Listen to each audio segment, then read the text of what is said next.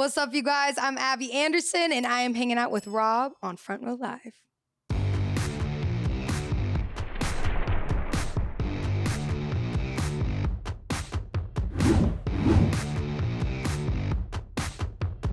What's up, guys? Rob here, Front Row Live Entertainment. I'm hanging out here with Abby. I'm so excited to be talking to you right now. Thank you. I've been really in love with your voice. I definitely love just the kind of dynamics that your voice has on every single track. It's always something different. I'm curious, before we really dive in and talk about the music, like I want to talk about like you kind of discovering your voice initially and how that played a role in the type of music that you create. Oh, that's such a good question, because I feel like it took me a long time. Yeah. It took me a really long time to figure out like, what do I do differently than, than anyone else? And like, how do I hone that in? Right. I moved to Nashville when I was 17. I was super, super young. And even going back and listening to those videos, I'm like, oh my gosh, I sound so different. Who was that? Right. Thank goodness I'm different. I still like her. She was very confident and, knew what she wanted. But yeah, looking back, I'm like, I think I was mimicking a lot of different people as we do until you find your thing. But I feel like I've really found my voice now, and that came through songwriting.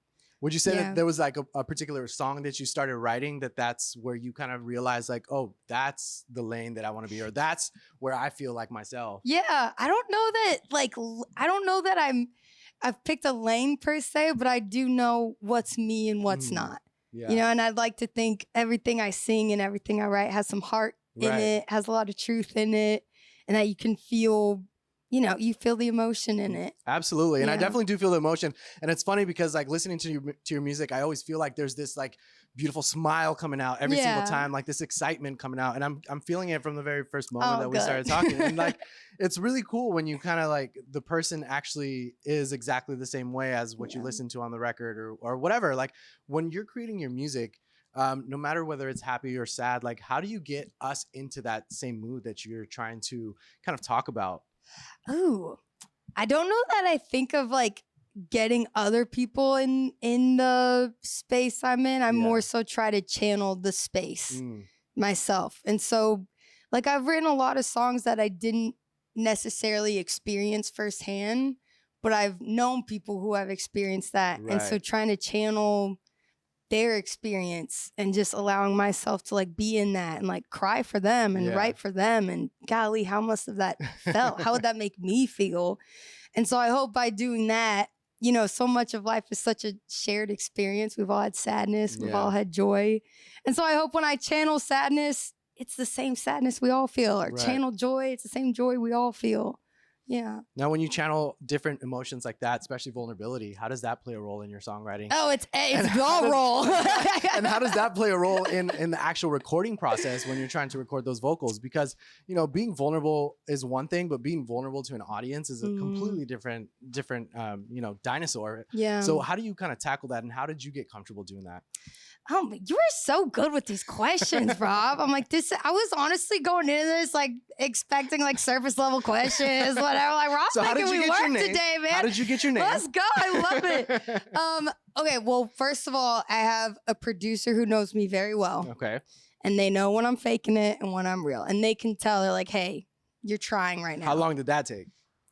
Not long, because I'm a bad liar. Like I think people can tell pretty quick when I'm like in the zone and when I'm not. Yeah. And so that's a huge thing. And that's something I've been thinking about more, is like, I really think you can hear in a recording when an artist or a singer is like actually feeling that emotion in that moment while they're recording. And then what was the other question you asked me? How did you get comfortable doing that, knowing that there is an audience that's listening? I've never thought about it. Well, that's good. I really have never I feel like thought that would have added more pressure. Yeah. No, I think if anything, it's more so translated to my live show. Yeah. Because for a long time, I sang songs that I didn't believe in and that I didn't even really like. That's hard. And so I was used to putting on a show. And now I feel like I'm not putting on anything. Yeah. Like I'm really just walking out there. This is me. And I feel like that's the purpose of, at least my purpose of touring and doing all this is, this is where I'm at, y'all. Yeah. This is me right now. Do y'all feel the same? That's okay, amazing. good. That's amazing. And as far as the touring goes, you've had a really big year so far. Yeah. And we're halfway through it. Like, what has been like one of your best moments that you feel like you've had on this, you know, Oh on my this year so gosh. far? And at the same time, what has been the most challenging moment that you've had? Ooh, okay. Actually, I have the same show for both of those questions. Man. Okay. We just played Stagecoach. Nice. And you know, usually that's a full It's a band small show if you don't know. Yeah. But usually that's a full band show. Like, so, Right. you know, morning of, I was coming straight from, I was opening for Tim McGraw this year, which again, Don't know him. insane. So freaking cool. And so it was going to be a tight schedule. We're flying straight from that show to Stagecoach. And so that morning I find out my band's flight is canceled. That's right. I remember seeing that. It was crazy. And so we went from their flight being canceled to my flight almost being canceled. Oh, I'm in the airport crying in a corner, just like trying to coach myself, like brace for, you know, hey, we might not make the show, whatever. Anyways, long story short, I end up making it. And I played that whole set acoustic without my band, just me, my piano, and my guitar. Wow. And it was one of my favorite moments ever. I'm sure that played a huge role, like moving forward on new material. It's like, I kind of want to try this now. I've been playing more acoustic shows and it's There been you go. awesome, but it's such an amazing experience. Like the people loved it. I loved it. I felt so connected to them. I hope they felt connected to me.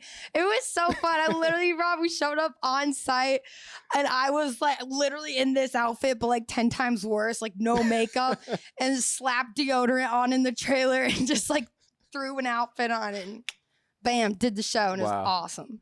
That's, awesome. I mean, that's dedication. I mean, you can't let anything get in the way, no, right? Like, no, sir. Gotta play. At the same time, while you were on tour with Tim, like, what did you learn from just even watching the way that his whole experience kind of runs and how that show kind of evolves every single day? What did you learn from that? I learned so much from watching him. His crew is so happy and his band is so happy. And I feel like you can tell a lot about an artist when you're by the happiness and joy of their crew and band. Right. And everybody there was just so warm and welcoming. And then Tim himself is like, I mean, that man is ready to go for the day at 5:30, like fully dressed, ready for the show. And he's walking around the halls, like giving everybody high fives. Like he just brings that energy. That's the kind of culture I think comes from the top down. And so I'm gonna remember that one. That's amazing. And I, like I mentioned earlier, I love your energy from the beginning. Thank you. You know, I feel like this is you all the time. But how do you? I don't know. My manager's right there. She's like, this girl. But how do you have this energy? She's like, oh man, we need to pan the camera that way. How do you have this energy on show day and still be able to kind of execute that when you hit that stage? Because that's a whole different experience. Yeah, I'll tell you this. I do say a prayer every morning, every single day. And that's my prayer to God. I just say a big blessing over the building. I pray for safety. Make sure, you know, that everyone who enters this building feels safe, feels loved. As soon as they put their hand on the handle of the door, that they feel the gold little glitter that I do. So that's my prayer. I'm like, I'd like to think we're in a little gold snow globe right now, that my energy's reaching every corner of it and everybody just has a good, safe night and feels what I feel. That's amazing. That's amazing. And diving into your creative process, writing your material, you know, there's been a lot of evolution as you continue to create more and more music. How do you feel as a songwriter that you've evolved, and what has been the biggest challenge that you've kind of faced during this process of learning how to write the way that you do today? Yeah, I've gotten a lot more honest, and I've gotten a lot more tedious with myself on lines. Like if I go through a line and I'm like, is that really the most honest thing to say? So you're trying to be verbatim. Yes, I'm trying to be, and I feel like I'm getting better and better every time I write. And just doing better, not settling. Like, and I'll be honest with my co-writers, like, hey, y'all, we didn't get it today. Let's revisit this one because I feel like there's something here. But just trying to make sure every single line is true and means something. And you know, hey, not all my songs mean something. Sometimes I just need something to dance to, you know? So, but I try to be honest. It sounds like you're also a fan of your own music, though. Like I do like my own music. I do listen to myself a lot. That's awesome. Like when you do listen to it, do you ever think back of like, oh, maybe I should try this, or maybe I should try this differently? Especially when you go and perform it live. Yeah, like I tear my production apart all the time. I'm like, okay, next time in the mix, I want to try this. I want to try this vocal chain next time. Like, what if we like up this or whatever? So I'm always wanting my music to sound better, to like feel better. I don't know, just that's a feeling thing, you know? And so I know hindsight's always 20/20. Sometimes something really is just great and I should probably just leave it alone. Right. But sometimes it's simpler. Yeah, right. Yeah. When it comes to your production, your producer, talk to me a little bit about that collaboration that the two of you have. I believe these last two releases was like the first time that you worked together. Yes. So how was that initial process, and how do you feel that you've evolved together now when you're creating music? I've been working with an amazing producer and songwriter, Bonnie Diamond, and we met just through writing. So we were writing a ton together, and I had recorded some music before, a song that we had written together, and it just wasn't feeling right. Yeah.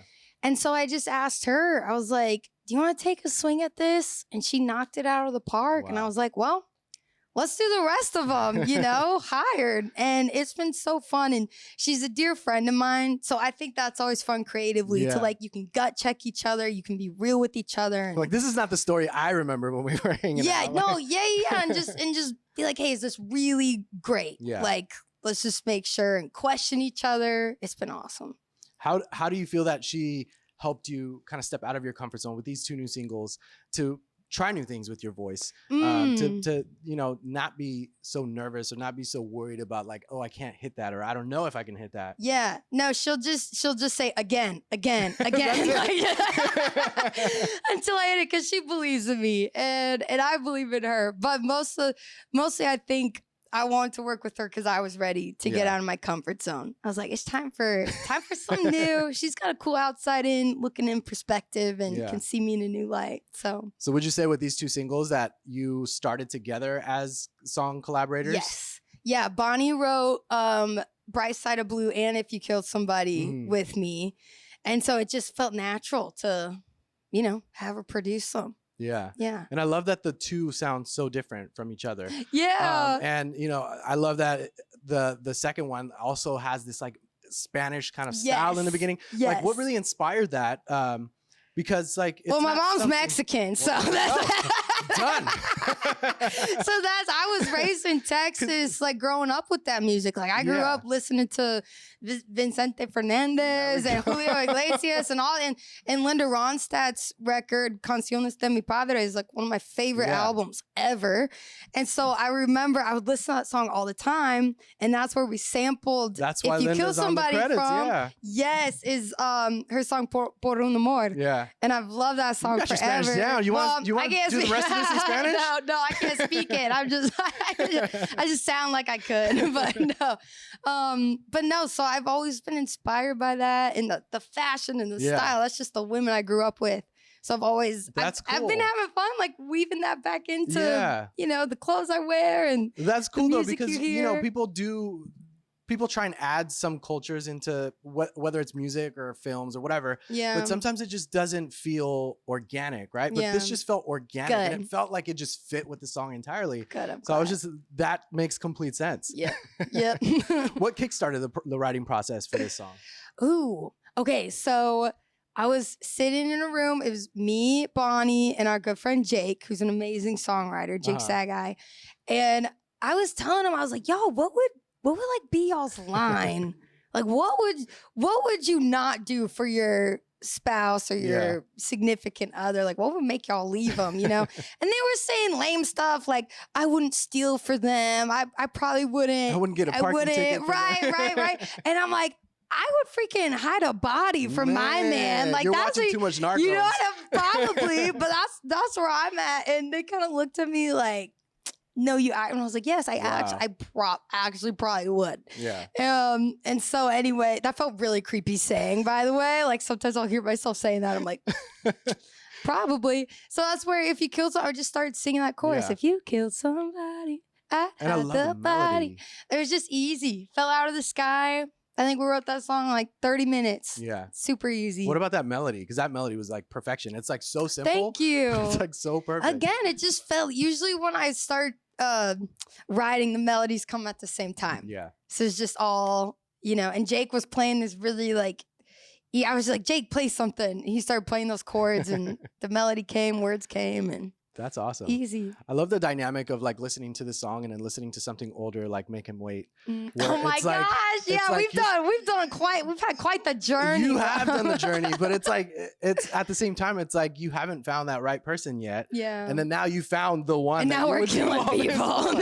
So talk to me about that kind of dynamic of going from a song like that, like Make 'Em Wait, to now where it's like now you're in this like, I don't know if it's relationship, but it's like now you're in this space where you feel like you have the one that you do anything for. Yeah. You know what's funny is I used to hate that song. Which one? Make Him Wait. Oh my god. I used to hate that song. Why? Because I think I just felt uncomfortable singing it. But like I felt uncomfortable. But it's like truth. It is truth. And I think a lot, what made me uncomfortable was like a lot of moms and girls would look to me as like the perfect, like, worth girl, and I don't know how to explain it. It just made me feel uncomfortable. Yeah. But I also understood the power it had when I sang it, you know? And I think the older I've gotten, I realized the power of that song and how loved it is. And so I've gotten to fall in love with it all over again. I'm playing it tonight, you know? And so I'm so thankful for that song. And I feel like I'm able to take it with me to the girl I am now. Like the girl I was when I wrote that was so different. Definitely evolved. So different and had so many things to learn. And now I gotta just take her with me. I'm like, hey, you can like let loose a little bit. Like, I'm glad you didn't trash it. Like I really see this song felt like I really fell in love with this song instantly just because she's my wife now. But when we first met, I had one of the first things I told her was like, so let me backtrack. Yeah. So I don't have too many guy friends. I have mainly girlfriends. Okay. Right? And I've always been like the protective one with my friends. And they've always gone through situations where they meet someone and it's just like, it just gets ruined instantly. Right. So with my wife, when we started dating, like I told her, like, I want to know what we're really like. I don't want like that honeymoon phase, but we were also in this like kind of like a 90-day Fiance of like type of thing where it's like nothing's happening. We just talk. I love that. And then so when I listened to that song, I was like, wow, like that's like the kind of person that I wish that my friends kind of had the opportunity to meet, right? Yeah. So I don't know why you There's nothing wrong making the boys wait. I made everybody wait. I still make people wait. And like, but yeah, so that song like really, really hit me, and I was like, I'm glad that you still have it. I love it. I do it. love it. I really do love it now. Yeah.